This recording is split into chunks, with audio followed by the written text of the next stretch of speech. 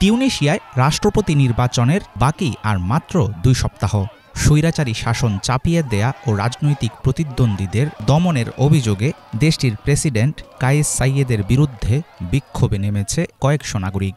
22 September রবিবার ব্যাপক police উপস্থিতির মধ্যে দ্বিতীয় সপ্তাহের মতো রাজপথে জড়ো হয় বিক্ষোভকারীরা। 2011 সালের আরব বসন্ত আন্দোলনের কেন্দ্রবিন্দু ছিল তিউনিসিয়ার এই প্রধান সড়ক। নির্বাচনী বিরোধ নিরসনে প্রশাসনিক আদালতের কর্তৃত্ব বাতিলের একটি বিল দেশটির সংসদে প্রস্তাব করার জেরে শুরু হয় বিক্ষোভ।